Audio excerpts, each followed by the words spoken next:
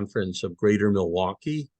The Interfaith Conference is an organization of 22 faith organizations with a mission of building relationships among people of faith to promote greater understanding, dignity, and respect, and to advocate for the inclusion and acceptance of all.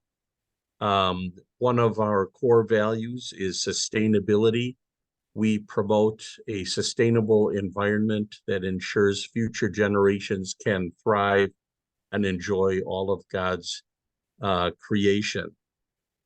I would like to acknowledge that today's program is sponsored by Our Future Milwaukee and also is a program put together under the Interfaith Earth Network of the Greater Interfaith Conference of Greater Milwaukee.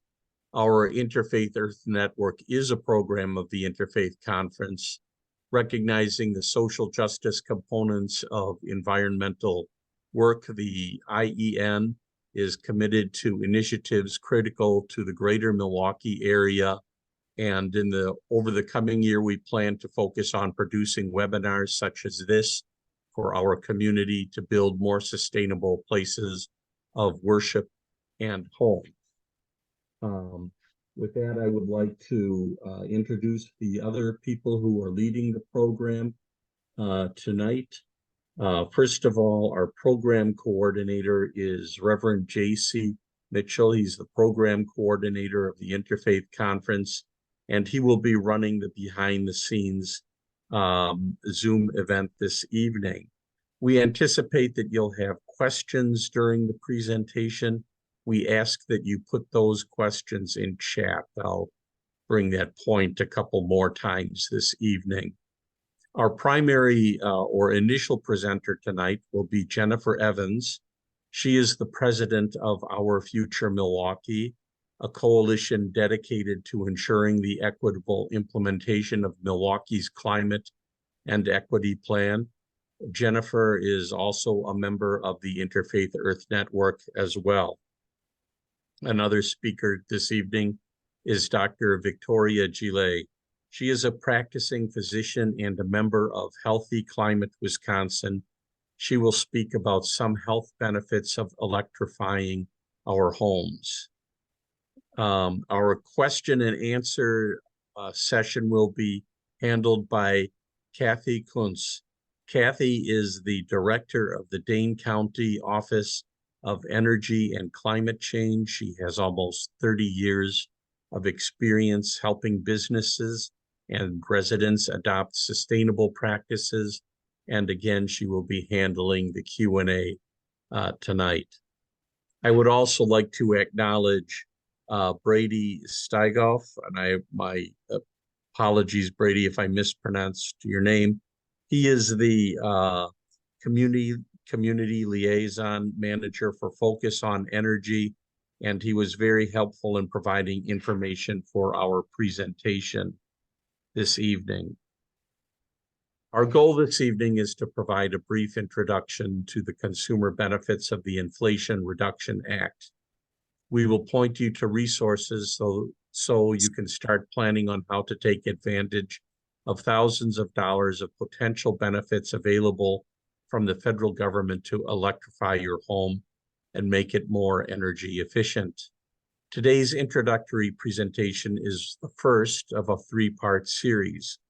Our next webinar will provide information for nonprofits and religious organizations. A third webinar will focus on local IRA Inflation Reduction Act funded programs when those services are rolled out.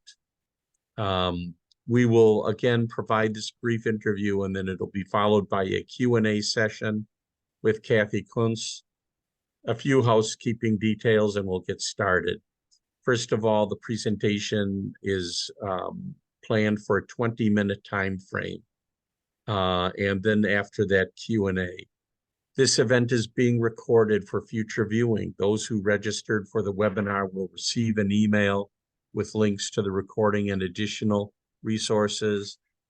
Guests are asked to stay muted for this webinar. In addition, It probably would help us as well if you stopped your video as well, so our presentation will not get slowed down. If you have questions, again, put them into the chat box and JC will monitor them and present questions during the Q&A. Please do not make comments in the chat box. That space is reserved for questions during the Q&A. So again, at this point in time, I would like to invite Jennifer Evans, the program coalition manager for the Our Future Milwaukee, to begin our presentation. Jennifer? Thanks, Ahmed. My apologies for not forwarding the slides. I realized my parakeets were chattering in the background. I had to go quiet them down. I'm really pleased to be with all of you today. Not so pleased about why we're coming together. As you know, our presentation today takes place within the broader context of climate change. Most of us are aware that we need to reduce global greenhouse gas emissions at least 50% by 2030 and become net zero by 2050 in order to avoid irreversible damage to our planet. That first benchmark is only 7 years away. Fortunately, the Inflation Reduction Act, also known as the IRA, can help us reach that goal.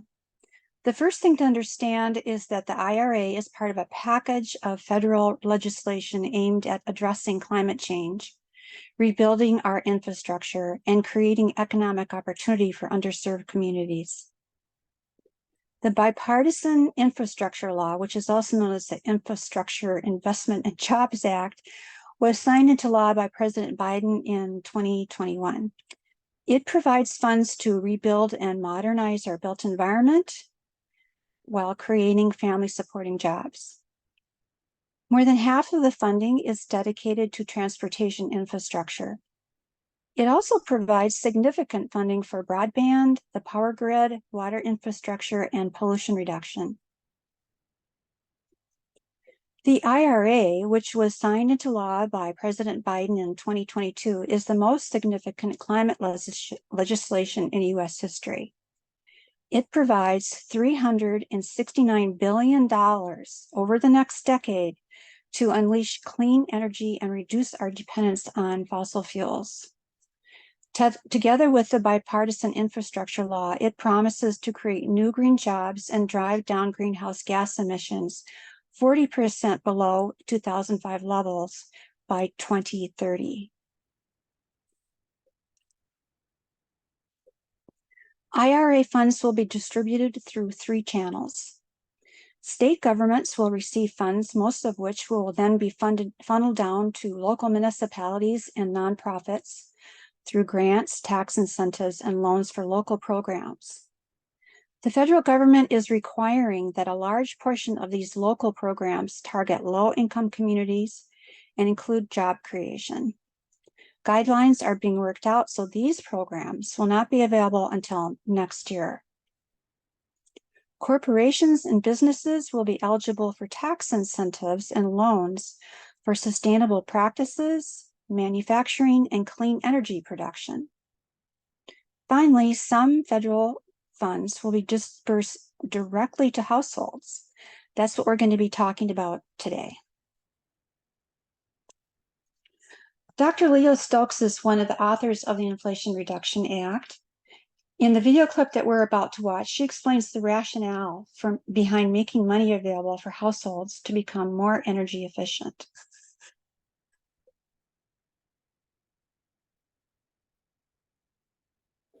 Hi, everyone. My name is Leah Stokes, and I'm a professor at the University of California, Santa Barbara, where I work on climate and clean energy policy. And I'm also affiliated with Rewiring America, the leading national electrification nonprofit. So today I want to talk to you about the energy problem and its solution. The energy system is everywhere, right?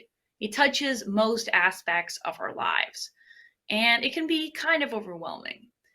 But the thing is that 90% of our pollution problem comes from the energy system, which also means that that is where the solutions lie.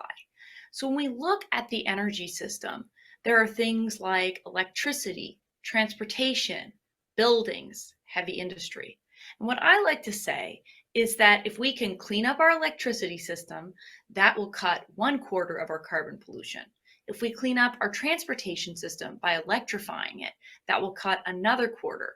And then if we electrify buildings and heavy industry, we've cut another 1/4 of the problem.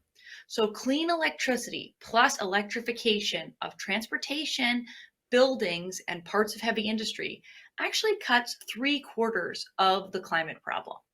Now, of course, most of us are not in charge of dealing with industrial pollution, right? We're in charge of things like buildings and cars. So that is what we are going to focus on today. We're going to look at the parts of the energy system, the parts of the pollution problem that really come from buildings and vehicles. So Rewiring America has done an analysis. They looked at where do all these different energy appliances live in the economy? Are they in industrial facilities? Are they in homes? Are they in stores? Where is the energy system really situated in the United States? And what they found is that the kitchen table turns out to be a very critical decision-making arena. 42% of the energy-related pollution that we create actually comes from decisions that Americans' families make every day around the kitchen table. These are things like, what kind of car should I drive? How should I cook dinner tonight? How am I going to have hot water or heat my home? All of these things turn out to be really important decisions that we can make that have a big impact on the climate problem.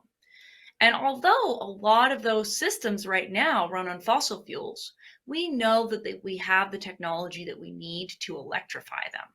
And so that really is the core of the solution that we're going to talk about today, electrification.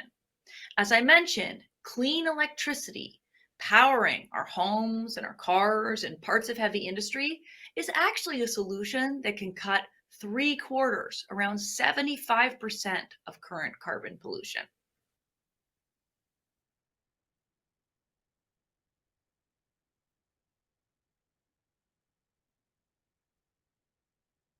Dr. Stokes makes a pretty convincing argument for empowering households across the country to lower emissions. This makes sense given that buildings and transportation are major contributors to climate change in the United States as a whole. This is also the case at the local level. As part of the planning process for creating Milwaukee's Climate and Equity Plan, the city commissioned an inventory of local greenhouse gas emissions. That study, conducted in 2018, indicated that cutting emissions from transportation and buildings is critical to reducing our city's emissions. Let's look at the technology that will make the transition away from fossil fuels possible. Rewiring America estimates that if households replace their gas or propane furnace with a heat pump, they can reduce their greenhouse gas emissions by about 3 tons a year. Heat pumps can be used to both heat and cool your home. They work similarly to your refrigerator, moving heat from one place to another instead of burning fossil fuels to generate heat. The technology for heat pumps is constantly improving, and they are regularly being installed in colder climates. The impact on your energy bill will depend on a number of factors, including the cost, the type of heat pump you install, your current source of heating, and the age and condition of your home. Heat pumps are 3 times more energy efficient than traditional furnaces or air conditioners. They are most economical in weatherized homes and when paired with rooftop solar. According to Focus on Energy, homeowners who switch from electric baseboard heating to a heat pump can see reductions of 50% or more in their electric bills during the winter. Oil or propane users will see similar savings. If you currently heat with natural gas, however, you may not see any immediate savings on your energy bill by switching to a heat pump. In fact, your energy bill may increase over the short term. This is due to the fact that gas is currently cheaper in Wisconsin, than electricity. Many households are getting around this issue by installing a split system or dual fuel heat pump. This setup uses a standard furnace as a backup for extremely cold weather. A dual fuel heat pump is also a good investment for your home if your air conditioning system needs replacement, but your furnace is still in working order. The split system allows you to take advantage of cost savings from both technologies: efficient heating from your heat pump in mild temperatures, as well as cheaper natural gas from your furnace on the coldest days of the year. Renters should be aware that portable heat pumps are increasingly available to help heat and cool your apartment. This may be a good option if you need to replace an old window air conditioner or supplement your heat. The same technology used in a heat pump can be used to heat water and dry your clothes without burning fossil fuels. Traditional water heaters are notoriously inefficient and can account for up to 20% of your utility bill. Heat pump water heaters are 3 times more energy efficient than traditional gas or electric water heaters. Since they don't burn fossil fuels, gas leaks and pilot lights are not an issue. They also have a longer lifespan, lasting 10 to 15 years if well maintained. This saves money on replacement costs and reduces the environmental harm associated with manufacturing and disposal. A heat pump clothes dryer can dry clothes more efficiently and does not require exterior ventilation or venting. Instead of burning gas or heating heating the coils, an induction stove induces an electromagnetic field in the pan itself, so that the pan becomes hot, not the cook stove. These appliances are very energy efficient, responsive, easy to maintain, and don't emit harmful fumes.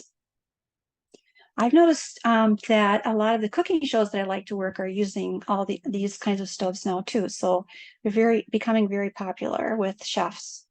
You can also purchase individual countertop burners, a good choice for renters. Rooftop solar represents a major investment that provides a reduction in energy costs over time. As a personal example, I invested in a rooftop solar system prior to my retirement so that I could reduce my dependence on coal-generated electricity from We Energies and have lower monthly utility bills while living on a fixed income. I also lowered the cost of my installation by participating in a group buy. The lifespan of a solar system is usually 25 years or more. According to EcoWatch, the average payback period for a solar installation in Wisconsin is 11 years, with the average homeowner saving about $20,000 over the life of their system. The National Renewable Energy Laboratory indicates that every dollar savings from solar energy adds about $20 in home value. The most effective way to reduce emissions for transportation is to use public transit and avoid purchasing a car. Unfortunately, that's not an option for everyone. According to Madison Gas and Electric, you can drive an EV in Wisconsin for about half the cost of a gasoline-fueled vehicle. EVs cost less to maintain because they have fewer moving parts and don't require frequent oil changes. As part of its climate and equity plan, Milwaukee is developing a plan to provide an extensive charging infrastructure for EVs, so it will be increasingly easy for people to charge their cars wherever they live. So it would be really counterproductive to install new energy-efficient appliances if your heat or air conditioning is escaping out the roof or through your windows, and if outdoor air is seeping in through leaky spots. Leaky homes with inadequate insulation require equipment to work harder, wasting energy and costing you more money. Uninsulated homes are also more uncomfortable in extremely hot or cold weather. An energy audit will help you help you determine the most effective way to make your home energy efficient and help you prioritize needed upgrades. You can find a local a contractor on the environmental collaboration website, which I posted here and which we will send you the link to after the webinar. Weatherization is one of the most cost-effective ways to conserve energy, reduce emissions, and make homes safer and more comfortable. For that reason, it is a core element of any home energy improvement plan. While national figures suggest that consumers can reduce their energy use by 20% with weatherization, Milwaukee homeowners who have had their homes inspected, insulated, and air sealed through the city's ME2 program averaged a 30% reduction in energy use. Weatherization usually includes things like sealing air leaks, installing insulation, replacing windows, and improving indoor ventilation. So we've talked about the new technology that will enable us to stop burning fossil fuels and how that, in conjunction with weatherizing our homes, will reduce our energy consumption. Let's look at how the benefits in the Inflation Reduction Act will help to pay for these upgrades. While we will focus on the IRA benefits today, keep in mind that there are city and state programs such as ME2 and Focus on Energy that also provide rebates and financial assistance. We will send links to those programs after the webinar. Also, remember that the IRA is a 10-year program. Despite concerns that some rebate programs may run out of funds before 2032, the tax credits and local programs will offer additional benefits. So how does the IRA help you pay for this? The benefits that will be available to you depend in part on your household income and where you live. Households with taxable income can take advantage of the tax credits, which are available now. Rebates, which are set up as upfront discounts, will be available next year. To make the benefits of electrification available to those who will benefit the most, the IRA targets rebates to low and moderate income households. This is based on the area median income, which is $100,600 for Milwaukee residents in 2023. Any household making 80% or less of the area median income qualifies as low income. These households can get up to 100% of some electrification costs, up to a lifetime limit of $14,000. Every time I read that, I have to go back and remind myself that basically is saying it would be free. Households making between 80% and 150% of the area median income are considered moderate income and are eligible for a 50% discount. These discounts can be paired with tax credits for additional savings for those who have a tax liability. Higher income households can reduce their costs by taking advantage of the tax credits and low-cost financing to become available through local programs. Renters can take advantage of these credits and discounts to purchase portable electrification upgrades, such as countertop induction cook stoves and clothes dryers. Several manufacturers are working to have their portable heat pumps included in the rebate program.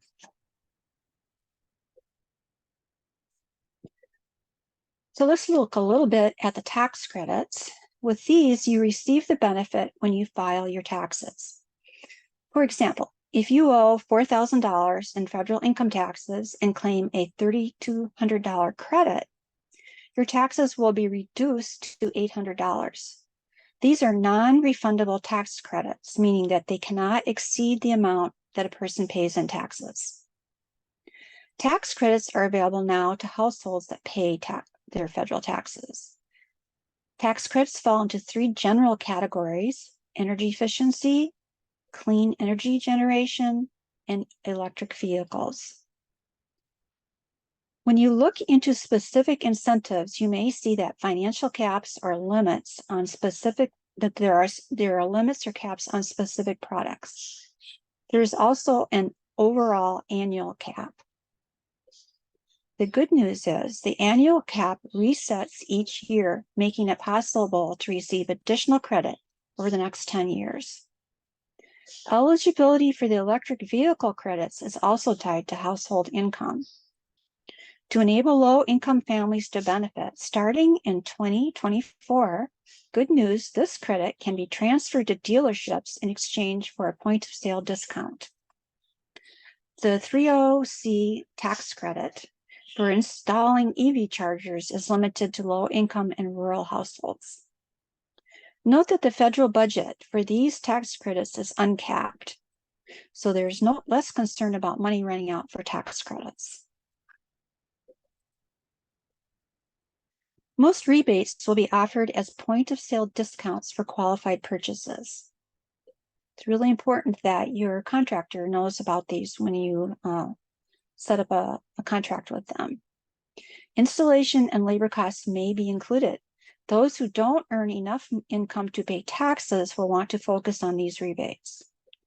You can see that the new energy efficient technology is covered here, as well as help paying for weatherization and electric upgrades to install new appliances.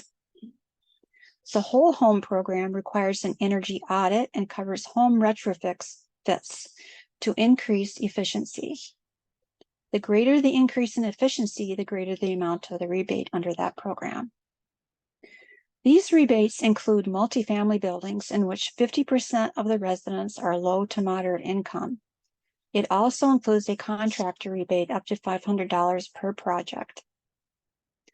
Unlike the tax credits, this funding could run out during the first several years of the program. Our tip, get an energy audit now and make a plan. When the rebates become available early next year, you can be ready to take advantage of them.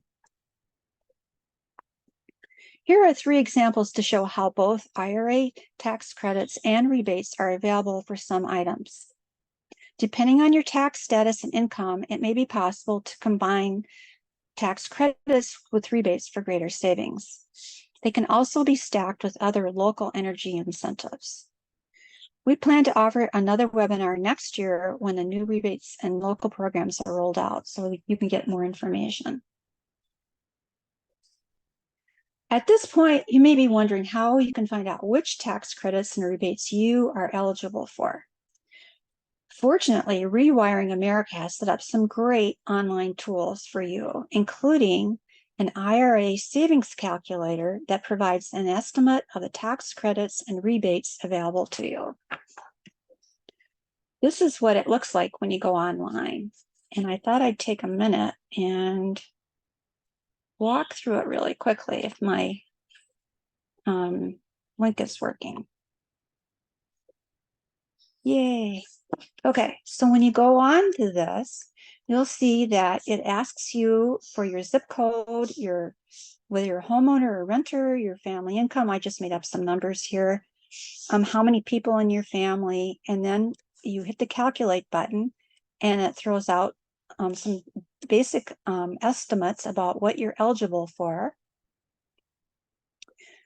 And then you can drill down and get more information. So let's say you wanted to get more information about efficiency rebates.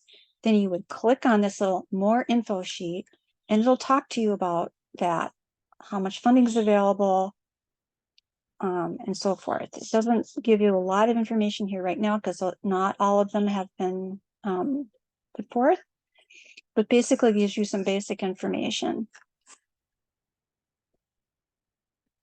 I want to go back and look at some of the tax credits, which they have more information. So for example, here, let's say you want to get a new electric vehicle. So you click on more information and it'll tell you about the, gives you more information about how you can take advantage of that. So it's a very cool tool.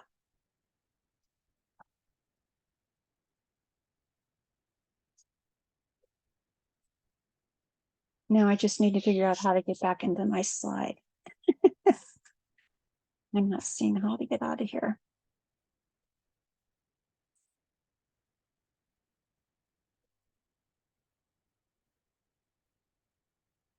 There we go. So that's the IRA calculator. We'll send you the link to that after that.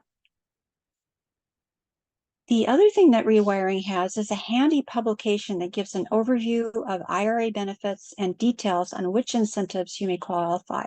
This little pamphlet that you can download tells you everything you need to know about the incentives, gives you equipment overviews and case studies, and a checklist to help you build your own electric plan. If you really want to get into the weeds about the details on different kinds of electrical equipment, this handbook, also available from Rewiring America, you can download it, and it includes handy checklists and detailed information about all the technology we've discussed today. Finally, some people are finding the Energy Star rebate finder really helpful because, as you can see here, it gives you very specific information about which electric devices or appliances are covered, and the details about which particular ones you need that qualify under Energy Star.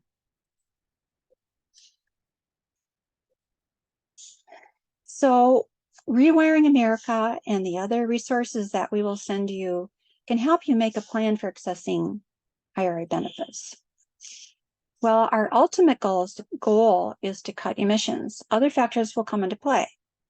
The condition of your home, appliances that are on their last legs, your financial situation, and health impacts. All these factors influence how best to take advantage of the IRA for your family.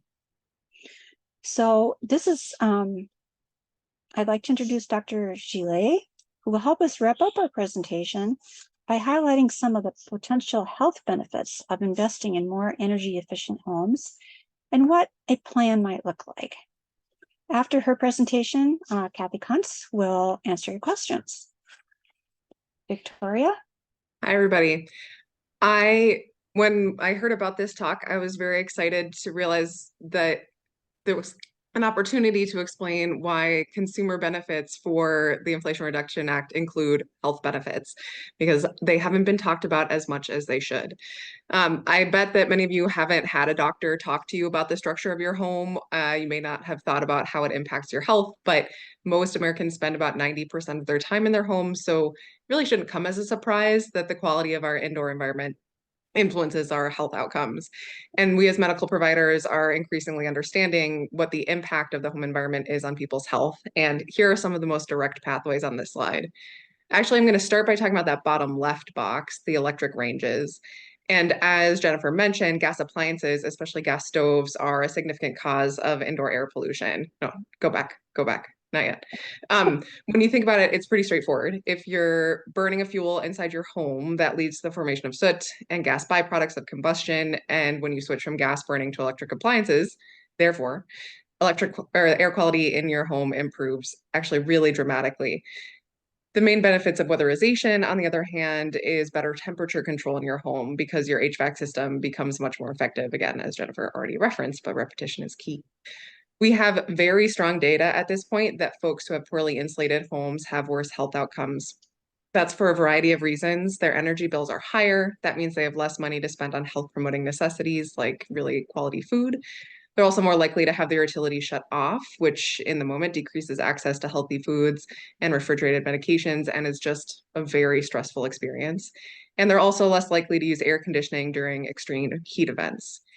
And probably a lot of people on this call know, but it's not known by all, that heat kills more people than any other extreme weather condition in the US and also specifically in the state of Wisconsin. In inner cities, like the sort of center of Milwaukee, temperatures can actually be 20 degrees higher than surrounding neighborhoods. And for families that are living in those environments, having homes that are weatherized can help protect against extreme temperatures. And so investing in those and energy efficient heating and cooling systems should really be a priority for protecting health if it fits with their particular situation. So I said that weatherization improves temperature control. Switching to a gas stove improves your indoor air quality, but updating your HVAC system to a heat pump does both. Speaking of which, that's my heat pump that I got installed this year. It's doing great so far this winter, not that it's been particularly cold. But with a heat pump, your house stays more comfortable in terms of its temperature, especially in the summer, because it's much more efficient than air conditions that go on the windows, and usually more conditioned than central air conditioning system as well. The decrease in heat and humidity in the summer particular slows mold growth, which improves air quality. And it also means that your HVAC system will never leak methane into the air you breathe because you have electricity powering you, not gas. So altogether, these benefits lead to fewer weather-related deaths, less hypertension, heart disease, improvements in lung disease like asthma and emphysema. And next slide. So that's a lot of improvements, but if you were to pick just one of these interventions to improve your health, I would recommend replacing your gas stove with induction. It's admittedly not the most cost effective, nor does it really lead to significant greenhouse gas emission reductions, at least the way things work right now with our electricity grid. But gas stoves undoubtedly emit fumes that can exacerbate asthma, as well as a host of other health outcomes. This specific data point was pulled out here because it's pretty striking. Children in homes with gas stoves are at a 42% higher risk of developing asthma or other respiratory conditions. Next slide. So what might it look like to put together a plan for your household that takes all of these factors into consideration? We've mentioned Rewiring America a lot. One of those, sorry, my dog is not happy. Rewiring America pamphlets that Jennifer mentioned has case studies, and this is one of them that we're going to look at. So the Colemans, they reference, are a family of four in Cleveland, Ohio, that own a 3-bedroom home built in the 60s. They have an annual household income of $128,000, which is just under the 80% of their area median income, which puts them in the low income bracket. So as a result, they qualify for all of the upfront discounts that can cover up to 100% of their electrification costs, up to $14,000, that free money that Jennifer referenced earlier. This particular family has two main reasons why they want to electrify: cost savings and emission reductions. And because they have so much of that upfront cash rebate available to them, they can accomplish both goals at once. So what Rewiring America recommends is sort of setting up a 5-year plan about when, the finances fit for you, what might be sort of at the end of its usable life for in your house. But here's an example. So they're prioritizing health as well. They are replacing their electric range in the first year, and they're able to get a 100% upfront discount so that the cash out of hand is $0 for that, as well as for the upgraded wiring to facilitate replacing their gas stove with an induction range. And then the next year, they replace their gas water heater with a heat pump water heater. I have one of those too, works great always.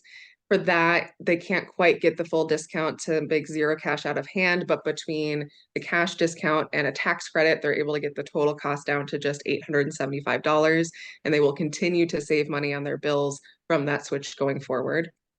The year after that, they plan for their big weatherization push, where again, no cash out of hand because of the discounts, and then upgrading their HVAC system to ducted mini split, so not quite what I have, but something similar, and switching out their gas clothes dryer for a heat pump dryer, all of which are completely covered by upfront rebates. At that moment, they're able to cap their gas line. And once you cap your gas line and say, hey, We Energies or local utility, I don't need gas anymore, you no longer have to have a connection fee to the gas line, which is about $160 per year, depending on exactly where you live. And so that will continue to be savings that progress over time. A couple years later, the plan would be to switch their gasoline car for a used electric car, and then spend about $10,000 total on that, which will then continue to have savings down the line. If they added solar, that would really enable this family to receive the full benefits in terms of reducing their greenhouse gas emissions as they electrify, and also create really significant ongoing cost savings, though that's not included in this particular plan. That's what I got. Thanks, Victoria. I think we're ready to go over to our Q&A session. All right, everyone. Thank you so much, Jennifer. For those who joined late, Jennifer Evans, our primary presenter, president of our Future Milwaukee, and Dr. Victoria Gile, a local physician, talking about the health benefits. And now we have Kathy Kunz, The director of the Dane County, I minimized my screen on this, the director of the Dane County Office of Energy and Climate Change, with almost 30 years of experience. So, JC, do we have any questions in the chat yet? We currently do not have any questions. I think you guys have done such a great job, but I'm sure someone must have a question. We do have one. Where will the electricity come from? There is not enough alternative energy available. Terrific. Yeah, this is a question that we hear a lot. And I think the first thing I want to acknowledge about this is that some of the folks who are talking about that our grid can't possibly manage this new electric use are people who have jobs in the fossil fuel industry who have sort of reason to say this will never work kind of thing. So understand that some of that skepticism is baked in. The best response to this question I've heard to date came from a utility executive who said, in the 50s and 60s, when we started adding central air conditioning to homes, that was a huge increase in the electric load before we had computers to help us manage the grid.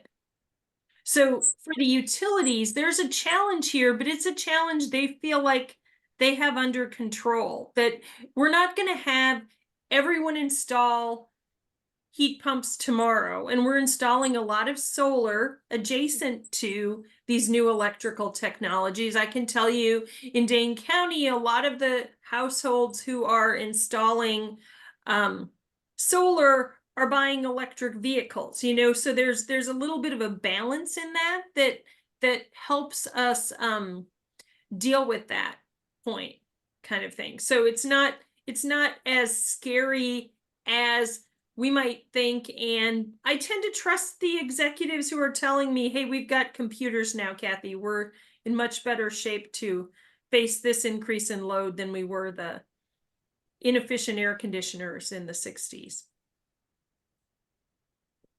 Perhaps someone could also talk about how making the electricity more efficient, because that was hinted at earlier by Jennifer. Yeah, and this is such an important issue, as we transition to heat pumps. So if you grew up in Wisconsin, you grew up very likely in a typical older Wisconsin home, which means that some parts of it are not as warm as other parts in the winter, and maybe there is a chair you don't sit in all winter because it's too drafty by that window or something. All of that is fixable. We've been living our lives in these inefficient homes, but as we make those homes more efficient, we can dramatically reduce how much electricity we need to run those heat pumps. So I can't overemphasize the point that Jennifer made about that the first thing folks can and should do is get that energy audit. If you haven't had an energy audit, it's sort of like we tolerate our homes being much less inefficient than we tolerate other things. If your car worked the way a typical Wisconsin home works, you wouldn't be able to see out the windshield when you're driving in the winter because it would all be fogged over. But we tolerate that in our homes, and we need to go, this isn't good enough. Let's have a home where all the rooms are comfortable. So yeah, home energy audit. There was also a question specifically, and as a former chef, I'm interested in this one. What can you tell us about induction ovens? Are they high maintenance? They are not. So I have not heard that they're high maintenance. The thing I can tell you about induction cooking is all the people I know who are talented cooks, when they try an induction stove, they're really excited about it. So what an induction stove is, this is not the electric stove of the past. This is a stove where when the metal pan touches the induction cooktop and it's on, heat happens, and heat only happens when there's that magnetic connection. So when you take the pot off, the burner is cool. Super safe around little kids, kind of thing. And it is instant on and off, more like a gas stove. So I can tell you that one night I did a webinar with a bunch of chefs in the Madison area to talk about induction stovetops, and almost all of them had an induction stovetop in their own home. They were like, oh yeah, I tell everybody to get this. It's so much better, kind of thing. The other thing to share, to Victoria's point about this, I have a friend who electrified her home, including her, and got rid of her gas stove, and put in an induction stove. She tells me that when she walks into someone's house, she can smell whether or not they have a gas stove, which just kind of freaks me out. I mean, I remember when we used to walk into homes and smell that there was a smoker there. It's that sort of thing that, what are we doing there? So you can get, and a way to, and we're exploring how to make this more accessible in Dane County. Maybe Milwaukee can help us figure it out. There are relatively inexpensive stovetops you can get, induction stovetops, that we're trying to figure out how to lend some of those around to let people try this technology. I know folks who bought those, and sometimes those stovetops, someone just told me that he spent $50 on a induction burner, and it's all he cooks on now because he likes it so much. Well, I imagine the control is better. I haven't actually been able to myself, but the brown butter, that must be a great thing. But another question is coming from a lot of weatherization can be done as a DIY project, do-it-yourself project. And this person is very much a DIY person. Can I get incentives for the price of the materials while I install them myself? So this is a great question. On the tax credits, you can get most of the tax credits are based on the cost of the measure of the technology. So you're going to be able to do that on the tax credit side. On the rebate side, that remains to be seen. And I see Brady is here with us. Focus on Energy is our statewide efficiency program is who is gonna deliver those rebates for the federal program. And they're still developing the guidelines for that in conjunction with all of the federal rules. There is a way that people can participate in that process Focus is setting up. And Brady or I are gonna stick can you stick that? He's nodding at me. Can you stick that link to the home energy rebates page in the chat so people have, so you can sign up to be notified as Focus is figuring that out. And so I would say to Daniel that he might want to provide some input on how he thinks DIY should be part of the rebate stuff. We're also going to be sending folks who registered for this links to Focus on Energy and other resources.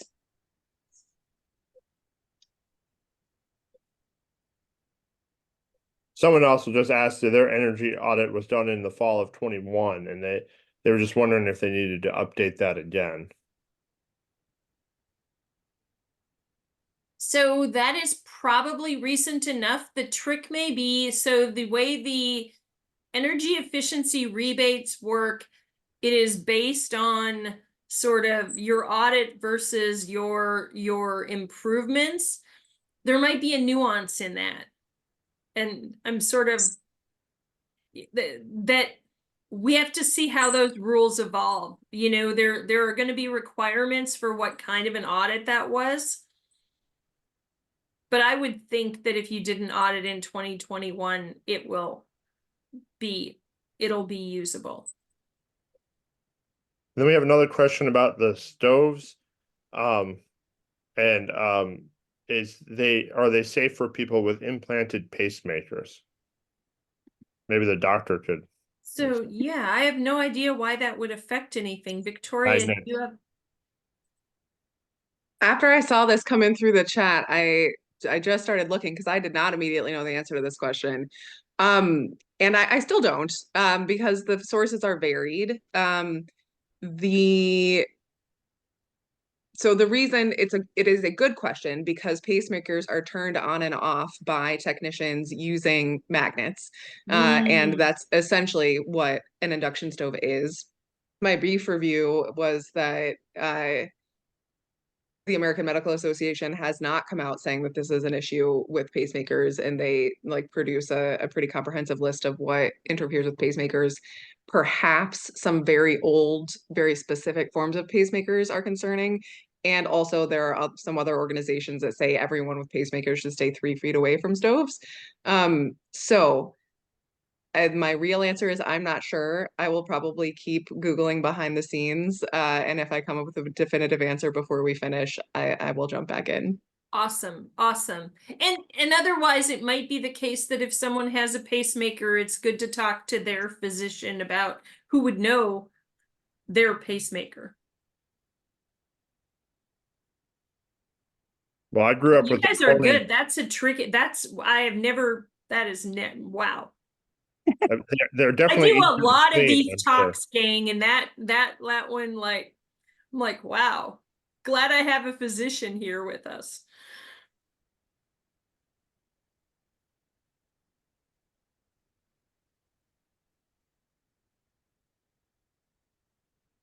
Oh, here's a question about since EVs can have transferred the credits to the car vendor, can small contractor doing weatherization projects have the IRA or Focus on Energy credits transferred to him or her, to them? So it's a great question. It's actually one of the things under the home energy rebates that is being figured out is if and how those can be instant rebates so they come off the purchase price. And I think, that's a pretty complicated thing to figure out in 50 states. But it is one of the things that as that program, so to just give you a sense of this, just a couple of months ago, the federal government issued the guidance for those home energy rebates. It's a 200+ page document about how the states have to implement those rebates. And they've since issued a couple of clarifying documents that I don't even know how many pages those are. So the team at Focus on Energy is taking all of that and figuring out how do we roll out this program. They're going to have to develop a plan that gets approved by the state, that gets submitted to the feds, that the feds approve before the program rolls out. So we're going to have, and that means there'll be a couple of opportunities for people to see what the plan is, and we'll know a lot more. I think we'll know a lot more in early 2024, and then the program will start later in 2024 once all the approvals. But once it's in the mix, we'll know a lot more about some of those specifics than we know right now. I could jump in quick, Kathy, if you don't mind. I Yes. was going to say that Focus on Energy programs for our furnaces and stuff, we're actually moving, and heat pumps are going to move to this instant discount model next year. So we're trying to do that on the Wisconsin side to prepare ourselves for the federal rebates so that we're able to Awesome. do the same thing, and that contractors are also getting more comfortable with that. And our current hot water heaters, including heat pumps, are distributed through this sort of method. So For so those that who- means more and more those discounts are going to come up front off a contractor will say, this costs $4,000, and Focus on Energy's, I'm making this up, incentive was $1,000, and it's right there off. So your price due is $3,000, which makes that all much simpler for folks. That's awesome to know, Brady. That's great news. For those who joined us late, Brady is the Community Liaison Manager for Focus on Energy, who provided a lot of the information for our presentation. Thank you again, Brady. Well, that answers that question. And then another question was, what are the range of costs for permanently installed heat pumps? I'm sure that's a pretty big range. It is a pretty big range. I don't think I want to throw what we know is when I throw out a number, people anchor on that number, and then they're maybe the thing to tell you is there are a lot of heat pump options. So Victoria mentioned mini splits. A mini split is a little heat pump that people often install when they do an addition. You put a room above the garage and the heating system and the cooling system don't handle getting that room. You put a mini split over there and it's perfect, kind of thing. So there's that sort of mini split thing. Then we have standard air source heat pumps, which are really work well coupled with your existing furnace. So they provide all the cooling and the heating in the shoulder months, but when it gets really cold, your furnace, your gas or propane furnace still kicks in.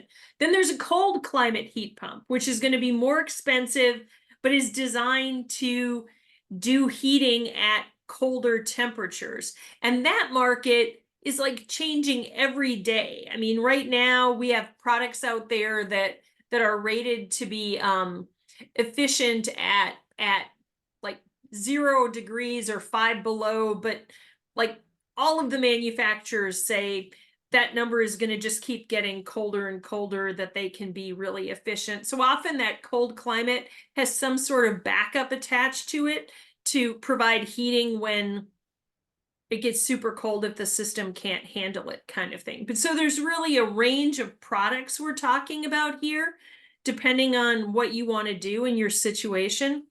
Brady, do you want to throw anything in there? Yeah, I was gonna say, like if you did the dual fuel where you kept your furnace, you might not need to buy as many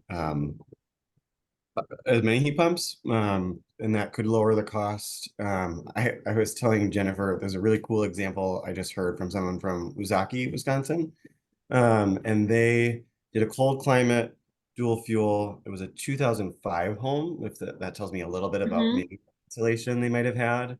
Mm-hmm. And you can work with the contractor to say when do you prioritize cost savings or gas savings? This customer wanted to lower gas as much as they could. So I think they didn't have the furnace kick in and replace that heat pump until 10 degrees. And they looked at their bill. Their bill only went up $25, but their gas usage went down by more than 80%. So that gives you a guess of what carbon might be. Yeah. And their overall energy use was halved just from that change. So I think that's like what gets us kind of excited about this. Yeah, right. And it is that, I mean, and so part of what Brady was saying there, that was a 2005 home. It goes back to this efficiency thing. A heat pump is going to work much better in a house that is air sealed and well insulated. And we know that houses built in the last 15 years tend to be quite a bit more efficient than houses built 100 years ago, kind of thing. So that's going to make a difference. If you've got that older home, you're going to really want to do that insulation and air sealing before you take on the heat pump, so that you can kind of maximize what's happening there with that efficiency. I have to say that's totally true, since my sister lives in a house since before the United States exists. Anyways, but someone just posted that you do an induction stove, you're just going to have to learn. It's a little bit different, but you learn it, and but you'll need a 220 outlet. And then there was a question specifically named for Brady, but maybe you can answer as well. But can a focus on energy trade ally have the IRA or focus on energy incentive be transferred to them at the point of completing an in-home energy audit? Are you okay if I take it? So it will be trade allies, which are basically contractors that just partner with us. They will be the ones who will give out these federal rebates as well. There's no rebate for the audit itself.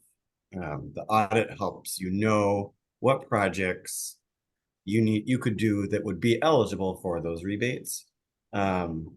So for example, I think Jennifer had mentioned the efficiency one, you know, you need to save a certain amount of energy to be eligible for the rebate.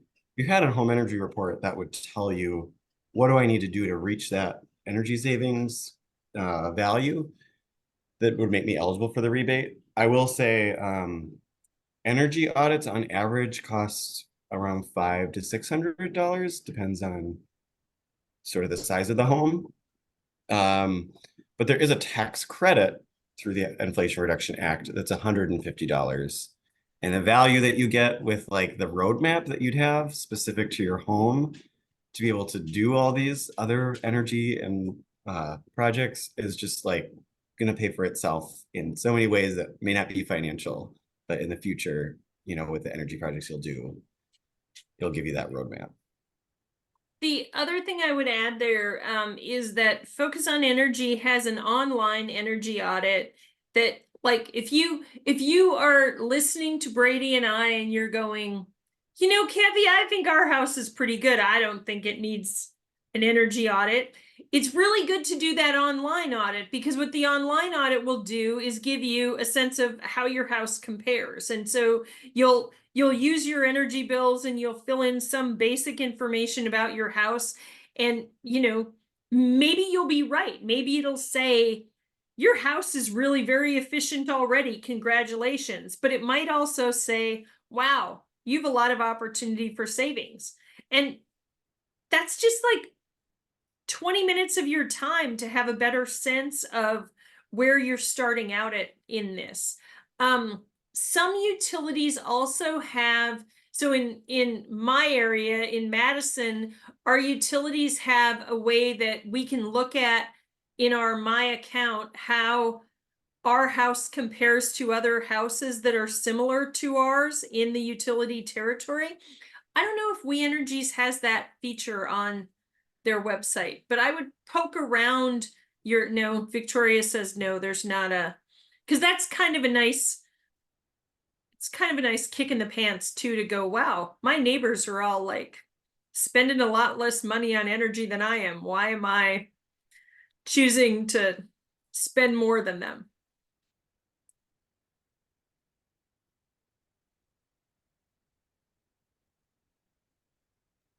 So I have a definitive answer for the pacemaker question. Okay.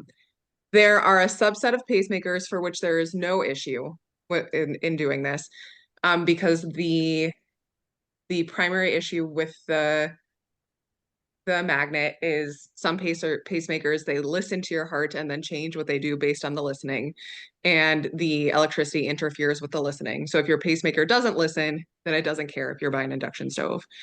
If you are buying an induction stove, or if you have the kind of pacemaker that might malfunction, as if the pot is perfectly centered on the induction plate, it almost certainly will not cause any issue.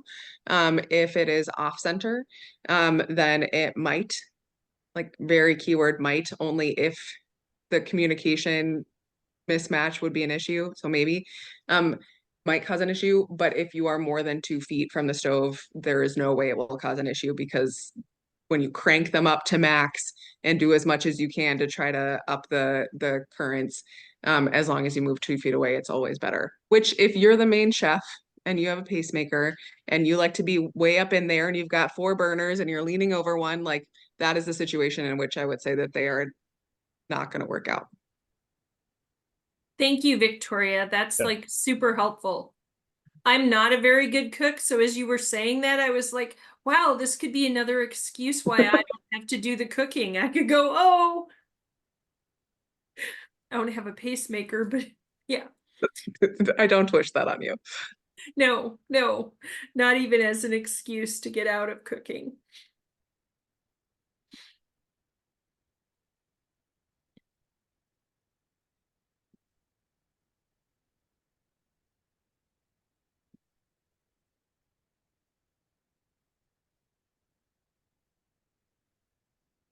Terrific. I think we're closing. Ahmed. Great. So if there are no more questions, we can move forward with concluding the program. Again, I would like to thank our presenters.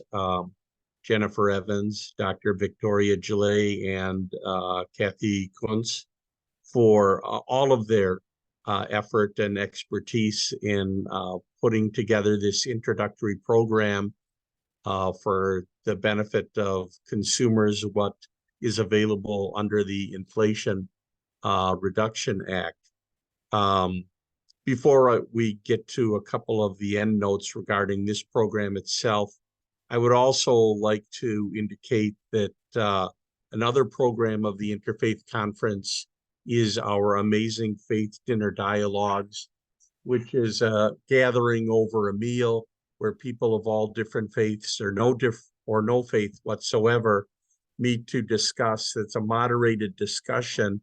And in January, the last Wednesday in January, we are planning an event for the Urban Ecology Center, the one at Riverside.